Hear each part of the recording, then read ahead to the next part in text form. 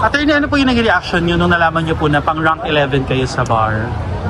Very thankful po ako kay Lord. Siya po talaga yung reason bakit ako naging top 11.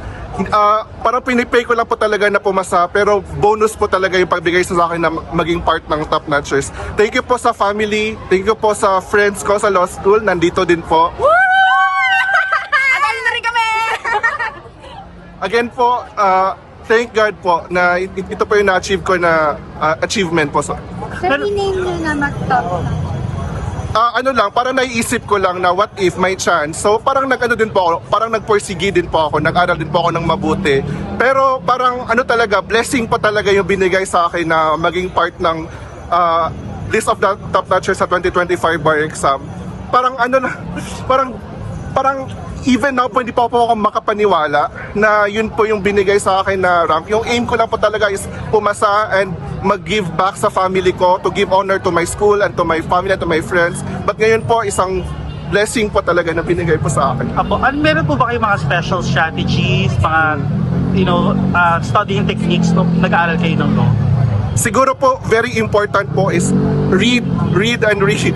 As in, basa lang ng basa po, kahit nahihirapan na po kayo, kahit parang inaantok na po kayo, basa lang po ng basa, and most importantly, pray and pray. So parang read and pray. Parang yung sa Latin, ora et labora, pray and work. So parang work, so mag-aral ng mabuti and manalangin ng mabuti. Yun lang. Ano pong ano pong essence or parang core nyo po na pinanggagalingan po na napili nyo maging lawyer, kung bakit nyo napili maging abogado? Siguro, ano din, parang dalawa siya. Number one, personal, parang career improvement. Number two, parang family. Gusto ko mabigyan ng magandang future, magandang financial future yung family ko. So, sila po yung naging motivation ko ng sige, kahit napakahirap po ng law school, alam naman po natin na hindi madali yung pinagdaanan namin sa 4 years of sa law school.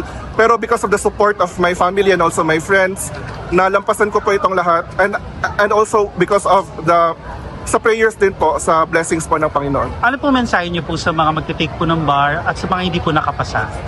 Sa mga magte-take pa lang po ng bar, parang God bless po sa journey po ninyo. Very difficult.